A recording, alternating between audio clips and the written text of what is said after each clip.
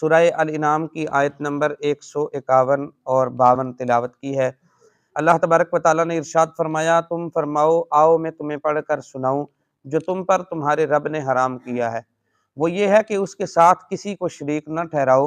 ماں باپ کے ساتھ بھلائی کرو، مفلسی کے باعث اپنی اولاد کو قتل نہ کرو، ہم تمہیں اور انہیں سب کو رزق دیں گے، ظاہری اور باطنی بے حیائیوں کے پاس نہ جاؤ، اور جس جان کے قتل کو اللہ نے حرام کیا ہے اسے ناحق نہ مارو، تمہیں یہ حکم فرمایا ہے تاکہ تم سمجھ جاؤ۔ اور دوسری آیت میں ارشاد فرمایا،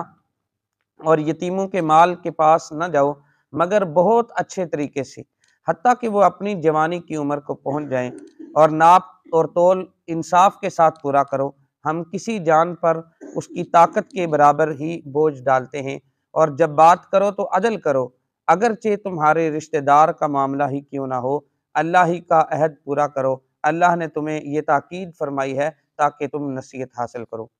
ان دو آیات میں اللہ تبارک و تعالیٰ نے 9 ایسی چیزیں ہیں کہ جن کو امت مسلمہ کے اوپر حرام قرار دیا ہے، اور ان تمام چیزوں کا جاننا ہمارے لیے از حد ضروری ہے،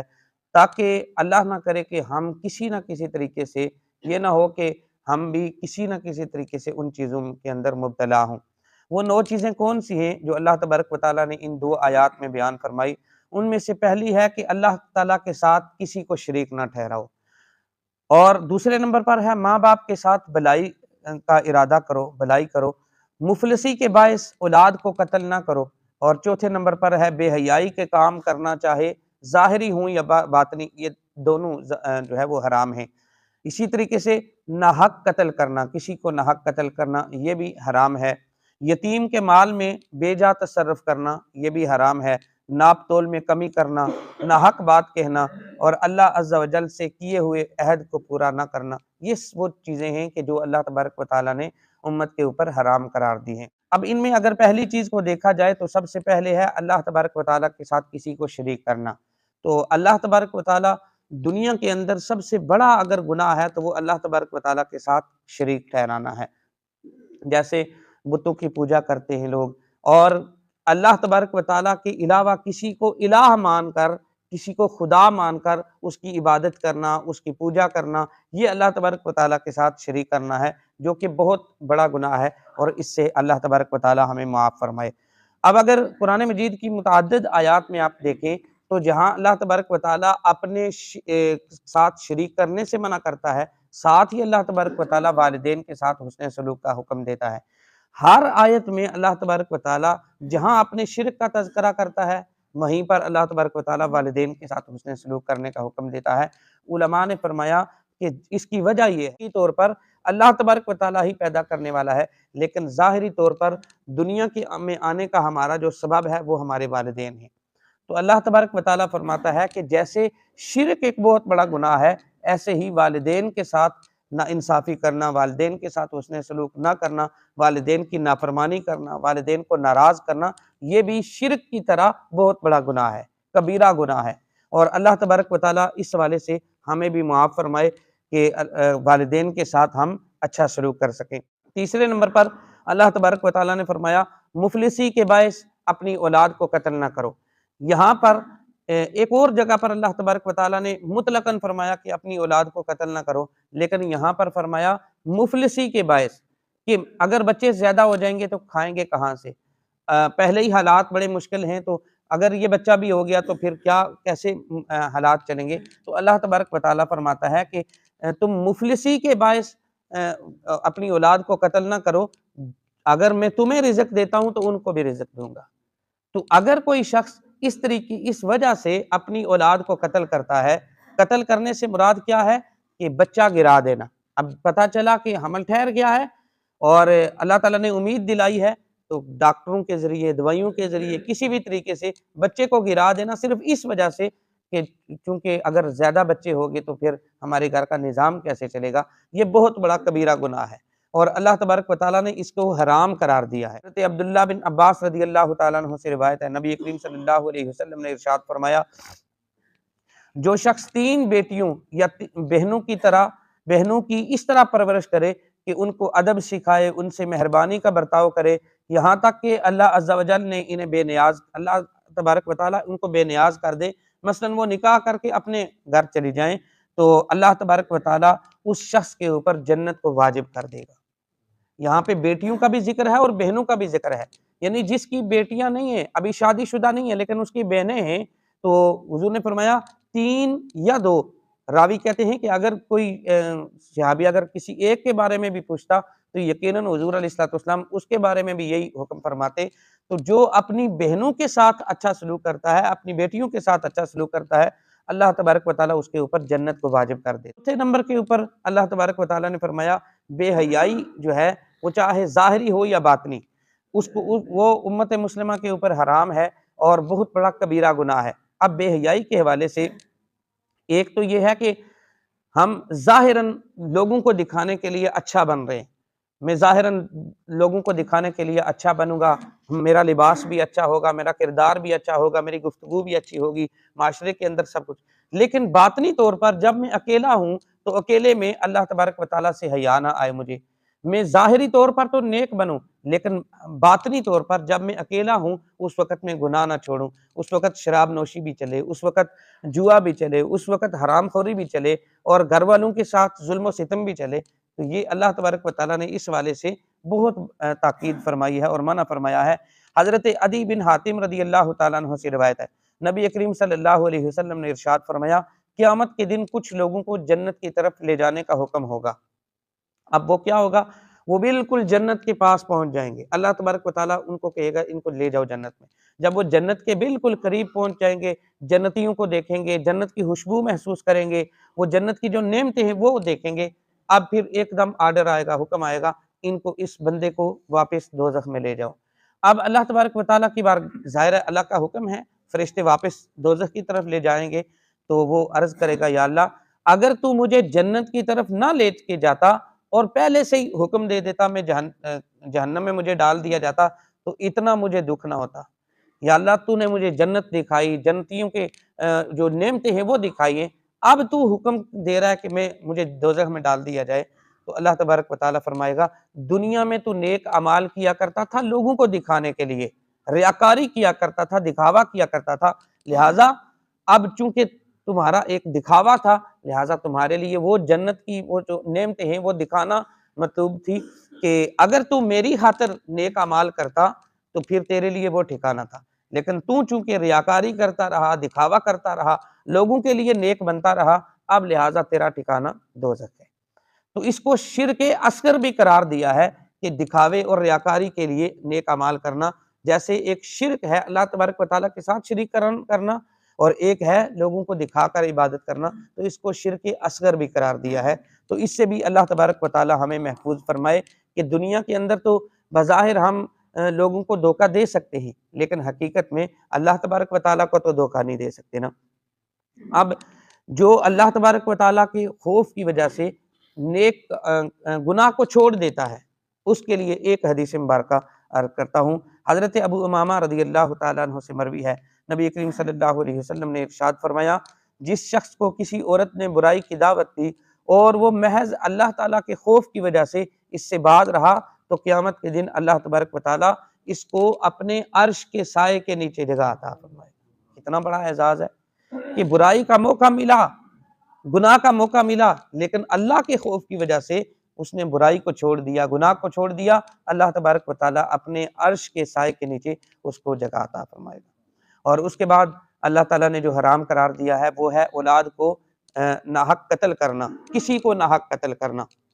اس والے سے بھی ویسے تو احادیث مبارکہ زیادہ ہے لیکن ایک حدیث مبارکہ، ٹائم کم ہے تو ایک حدیث مبارکہ میں عرض کرتا ہوں۔ حضرت عبداللہ بن عباس رضی اللہ تعالیٰ عنہ سے مروی ہے، نبی کریم صلی اللہ علیہ وسلم نے ارشاد فرمایا قیامت کے دن مقتول قاتل کو لے کر اس حال میں آئے گا کہ اس کی پیشانی اور سر کے اوپر اس کا ہاتھ ہوگا اور گردن کی رگوں سے خون بہہ رہا ہوگا، عرض کرے گا اے میرے رب اس نے مجھے قتل کیا تھا، حتیٰ کہ قاتل کو عرش کے قریب کھڑا کر دے گا، اللہ تبارک و تعالیٰ کی بارگاہ میں وہ اس کو لے کے آئے گا کہ جو آدمی کسی کو ناحق قتل کرتا ہے کل قیامت کے دن جو مقتول ہے، مقتول کا ہاتھ اور قاتل کا گریبان ہوگا۔ دنیا میں ظاہری طور پر تو ہمارے پاس طاقت ہے، طاقت کے بل بوتے کے اوپر ہم دوسروں کے اوپر تسلط چلا لیتے ہیں، لیکن کل قیامت کے دن اللہ کی بارگاہ میں ہم نے کیسے جواب دینا ہے؟ آخری جو دو باتیں ہیں وہ ان میں سے ایک یہ ہے کہ اللہ تبارک و تعالیٰ نے فرمایا یتیموں کے مال کے پاس بھی نہ جاؤ اور بہت اچھے طریقے سے اس کو خرچ کرو یہاں تک کہ وہ اپنی جوانی کو پہنچ جائیں۔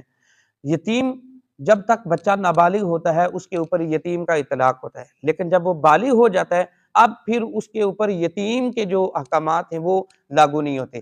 اب اس سے مراد کیا ہے کہ ایک نابالغ بچہ ہے، اللہ نہ کرے اگر اس کے والد کا انتقال ہو گیا، اب وہ یتیم ہو گیا، اب اس کے جو رشتہ دار ہیں ان کے لیے کیا حکم ہے کہ ان کا مال جو ہے، یتیم کا مال جو ہے اس کو ناحق خرچ نہ کرو۔ حتیٰ کہ اگر کوئی شخص فوت ہو جاتا ہے اور اس کی اولاد چھوٹی ہے، بچے چھوٹے ہیں، تو اس کی جو وراثت ہے، جو اس نے جو ترکہ چھوڑا ہے، مال چھوڑا ہے، اس مال سے حتیٰ کہ 40واں 7واں 10واں کل کا ختم دلوانا بھی جائز نہیں ہے اگر اس کے بچے نابالغ ہیں۔ حتیٰ کہ اگر کوئی نابالغ بچہ اجازت دے بھی دے کہ ٹھیک ہے میرے والد کی جو مال ہے اس سے آپ 40واں کروا لیں، اس سے آپ 7 کا ختم دلوا دیں، اگر کوئی نابالغ اجازت بھی دے دے پھر بھی جائز نہیں ہے، کیونکہ وہ تو مکلف ہی نہیں ہے۔ تو جب وہ مکلف نہیں ہے اپنے مال کا، اپنے کسی مال کے اندر تصرف کرنے کا، تو پھر اس کی اجازت کا بھی کوئی جو ہے وہ اعتبار نہیں کیا جائے گا۔ تو اس لیے یتیم کے مال کا بہت زیادہ اس سے بچنے کی ہمیں تاکید فرمائی ہے، اور اللہ تبارک و تعالیٰ نے اس حوالے سے بہت زیادہ وعیدیں بیان فرمائی ہیں۔ آخر کے اوپر اللہ تبارک و تعالیٰ نے فرمایا ناپ تول کے اندر کمی نہ کرو، ناپ تول کو پورا کرو۔ اس حوالے سے دو جو روایات ہیں وہ میں عرض کر کے اپنی بات کو ختم کرتا ہوں۔ ان میں ناپ تول کے اندر کمی کرنے کے حوالے سے حضور علیہ الصلوۃ والسلام کے جو فرامین ہیں ان میں سے ایک یہ ہے کہ حضرت عبداللہ بن عباس رضی اللہ تعالیٰ عنہ سے مروی ہے، سرکار دو عالم صلی اللہ علیہ وسلم نے ارشاد فرمایا اے تاجروں کے گروہ، وہ ایسے کام تمہارے سپرد کیے گئے ہیں کہ جن کی وجہ سے تم سے پہلے لوگ ہلاک کر دیے گئے، یعنی ناپ تول میں کمی کرنے کی وجہ سے تم سے پہلے لوگوں کو ہلاک کر دیا، لہٰذا ناپ تول کو پورا کرو، یہ حضور علیہ السلام نے فرمایا۔ اور دوسری جو روایت ہے حضرت عبداللہ بن عمر رضی اللہ تعالیٰ عنہ سے مروی ہے، نبی کریم صلی اللہ علیہ وسلم نے فرمایا اے مہاجرین کے گروہ، جب تم 5 باتوں میں مبتلا کر دیے جاؤ گے تو اس وقت تمہاری کیا حالت ہوگی؟ وہ 5 باتیں کون سی ہیں؟ حضور علیہ السلام نے فرمایا قرب قیامت 5 ایسے کام ہیں کہ جن کے اندر لوگ جو ہے وہ مبتلا ہو جائیں گے۔ ان میں سے پہلا یہ ہے کہ جب کسی قوم میں اعلانیہ فحاشی عام ہو جائے گی تو اس میں طاعون اور ایسی بیماریاں ظاہر ہو جائیں گی جو ان سے پہلوں میں کبھی ظاہر نہ ہوئی تھی۔ اللہ اکبر! جب ناپ تول کسی فحاشی، اعلانیہ فحاشی ہو جائے نا تو اس وقت پھر بیماریاں مبتلا ہو جاتی ہیں۔ آج آپ دیکھیں اب کتنی بے شمار ایسی بیماریاں ہیں جن کا علاج ہی کوئی نہیں ہے، شوگر ہے، بلڈ پریشر ہے، اور اسی طریقے سے اللہ نہ کرے کینسر کی بیماری ہے، اسی طریقے سے ایسی بیماریاں ظاہر ہو رہی ہیں کہ جن کا علاج ہی کوئی نہیں ہے۔ اس کی وجہ کیا ہے؟ فحاشی، قریانی، اور اپنے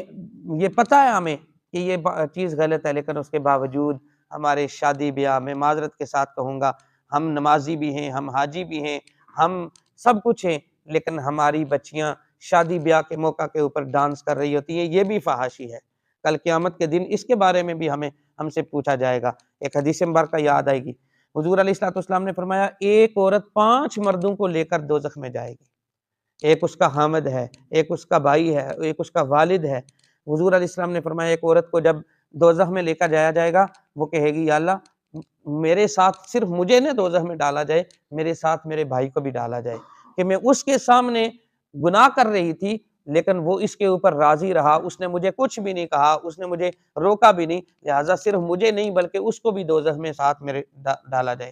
یا اللہ میرے ساتھ والد کو بھی ڈالا جائے کہ وہ بھی دیکھتا رہا، اس کی مرضی سے سب کچھ ہوتا رہا، لہٰذا اس کو بھی میرے ساتھ دوزخ میں بھیجا جائے۔ اسی طریقے سے اگر وہ شادی شدہ ہے تو خامد کے بارے میں، اسی طریقے سے اگر اولاد ہے تو اولاد کے بارے میں۔ تو حضور علیہ السلام نے فرمایا 5 ایسے رشتے ہیں کہ ایک عورت جو ہے وہ 5 مردوں کو لے کر دوزخ میں جائے گی۔ تو فحاشی جب عام ہو جاتی ہے تو پھر اللہ تبارک و تعالیٰ مختلف بیماریوں میں مبتلا کر دیتا ہے۔ اسی طریقے سے دوسرے نمبر پر حضور نے فرمایا جب لوگ ناپ تول میں کمی کرنے لگ جائیں گے تو قحط سالی، شدید تنگی اور بادشاہ کے ظلم کا شکار ہو جائیں گے۔ آج یہ ساری باتیں ہیں یا نہیں ہیں؟ کتنے دن ہو گئے ہیں، کتنے لوگ دعائیں کر رہے ہیں یا اللہ بارش دے دے، اور جو ہے وہ قحط سالی ہو گئی ہے۔ آج ایسے بھی یعنی کسان ہیں کہ جو ابھی تک وہ گندم نہیں بو سکے، صرف اس وجہ سے کہ بارشیں نہیں ہو رہی، تو قحط سالی بھی ہو رہی ہے، اور لوگ دعائیں بھی کر رہے ہیں لیکن دعائیں قبول نہیں ہو رہی۔ اس کی وجہ کیا ہے؟ ناپ تول کے اندر کمی، اور حضور نے فرمایا پھر ظالم بادشاہ ان کے اوپر مسلط کر دیے جائیں گے۔ آج یہی بات ہے یا نہیں ہے؟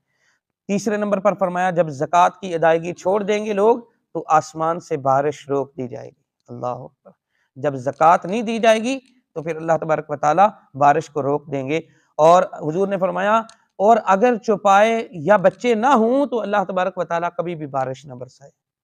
یعنی اللہ تعالیٰ اگر ہمیں بارش دیتا ہے،